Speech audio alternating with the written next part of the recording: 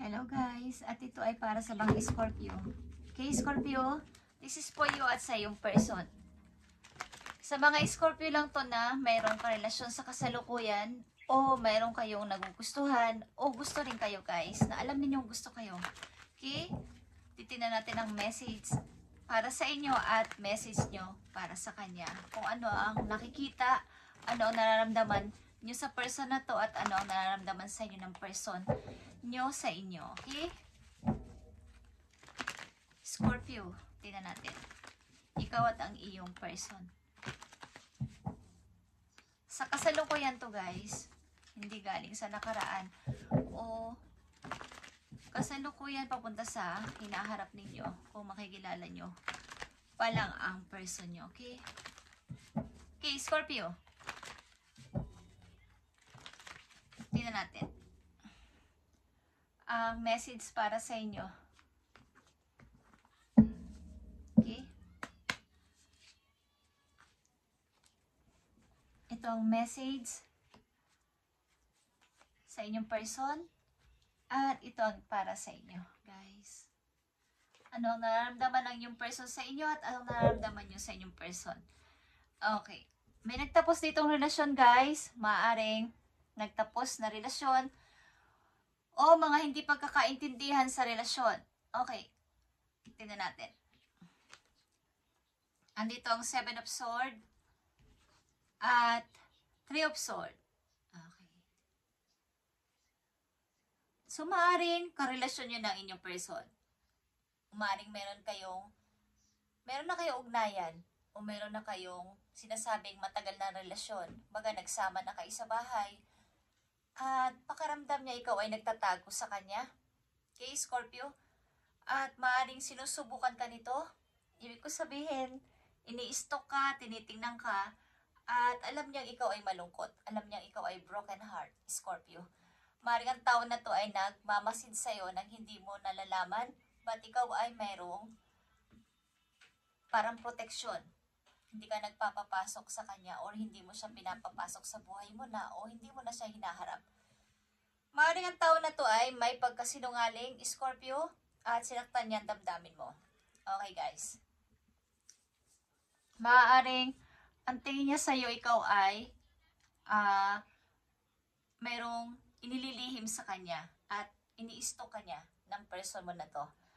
Maaaring ang tingin niya rin sa'yo ay sinungaling ka, ang tingin niya sa'yo ay ikaw ay may third party, ang tingin niya sa'yo ay sinaktan mo ang puso niya. Okay? Yan ang kanyang palagay.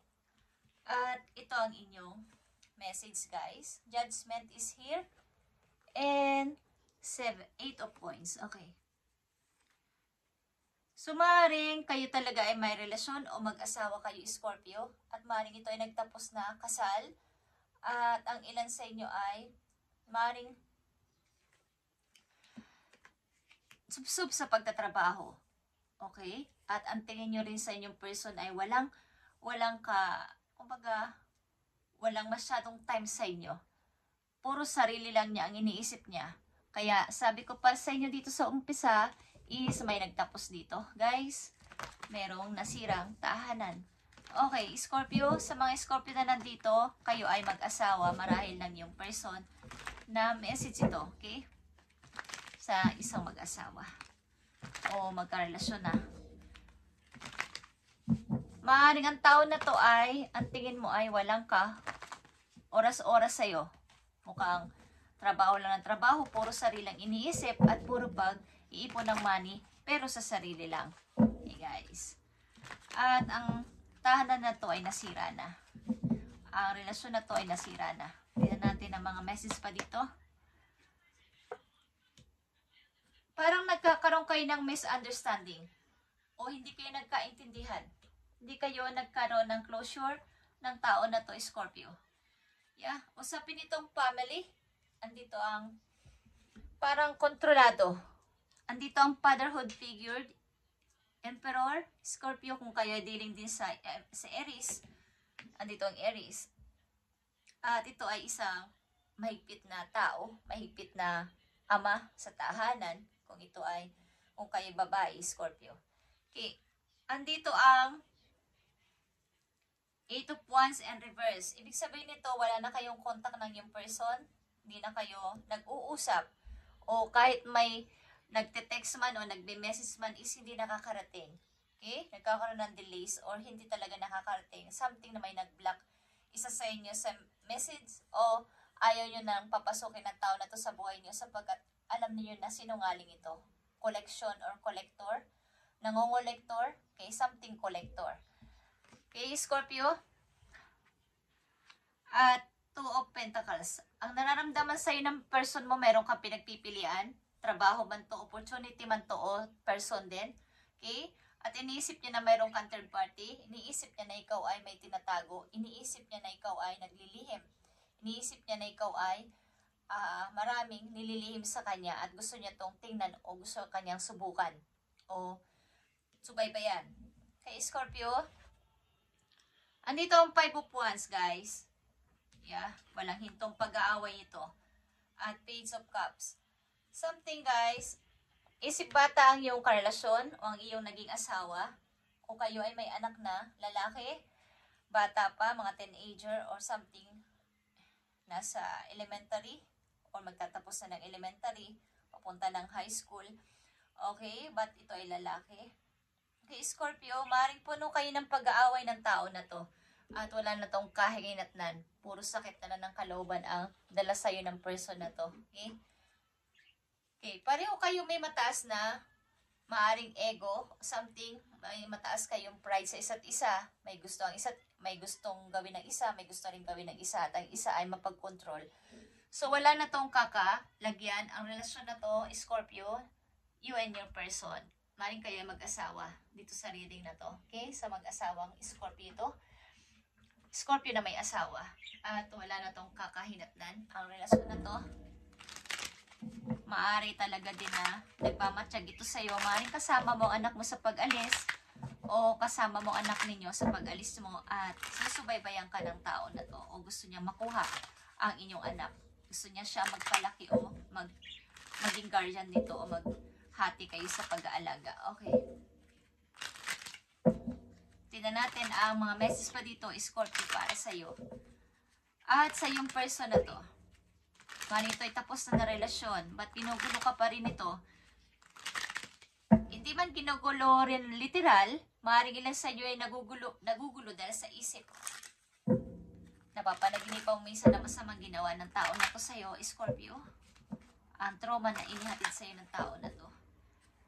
Puro kayo away ng person na to at hinihipitan ka. Maaaring ang tingin sa'yo ng person mo pa'y pinamimilian kang namimili ka na sa ibang person din or trabaho. Message sa'yo, Scorpio, at sa iyong person. Higher commitment, eternity, partnership and union, competition. Okay. Ilan sa inyo ay, kung tapos na itong relasyon na to, kayo ay may bagong karelasyon at kayo ay mai-engage na sa bago ninyong person, Scorpio.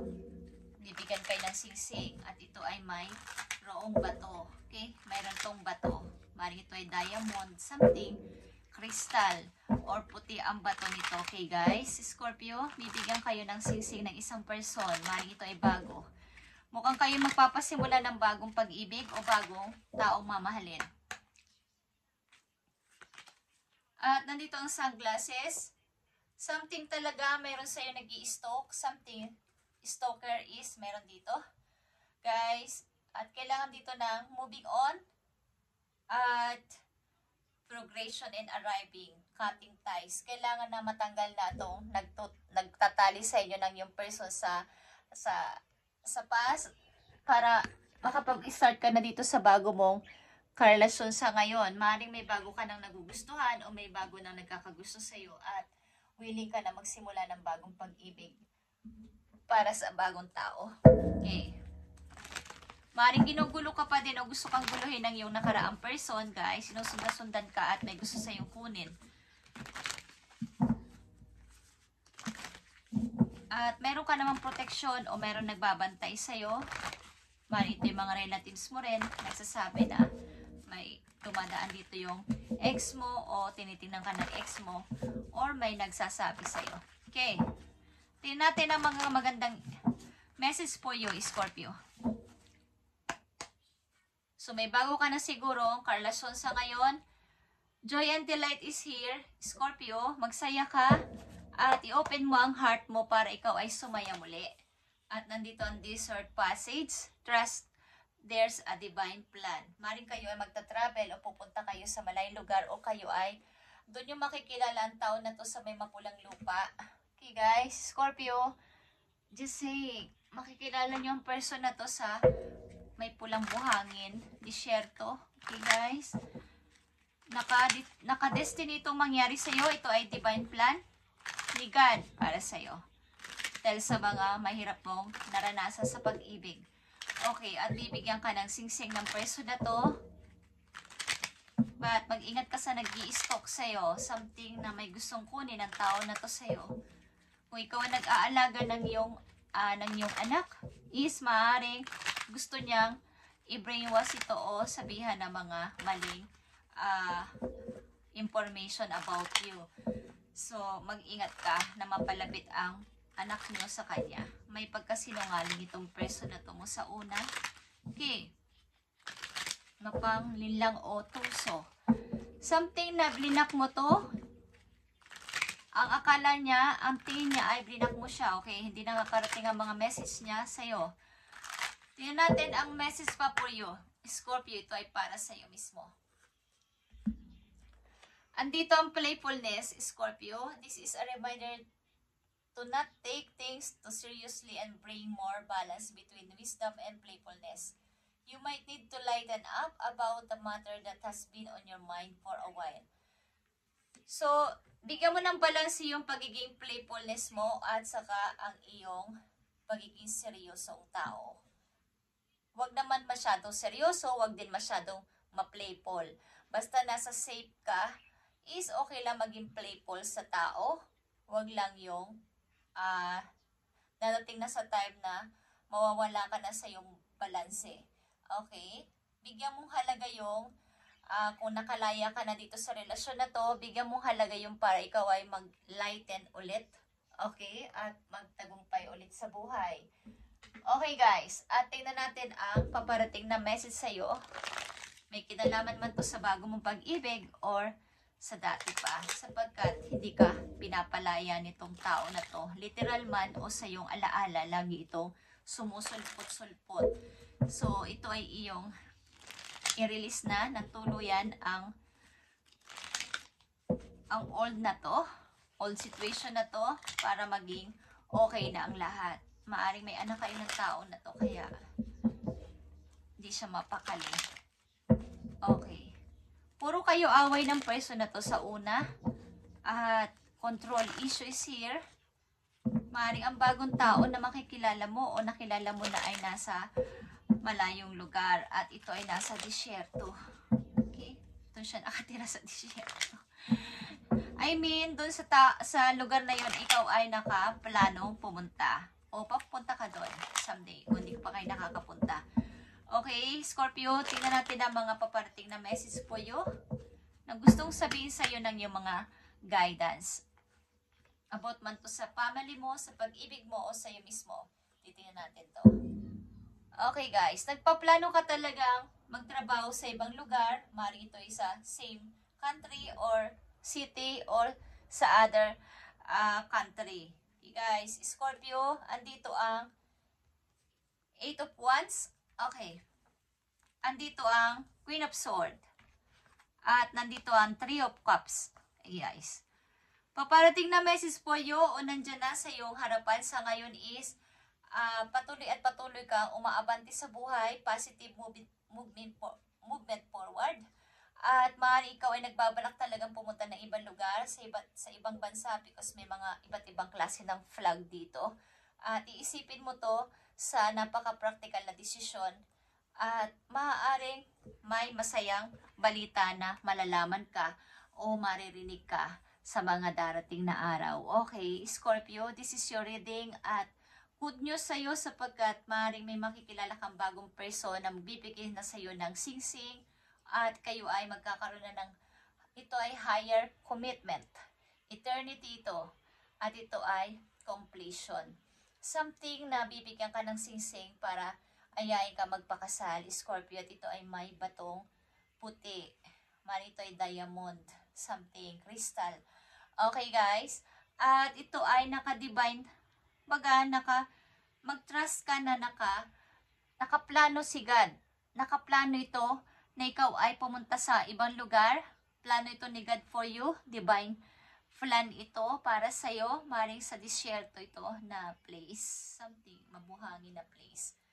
At doon mo rin makikilala ang tao na to na bago magpapasaya sa mundo mo, sa buhay mo. At maring pipilitin ka ng yung ex na to na bumalik sa kanya o may sasabihin siya sa iyong kasinungalingan.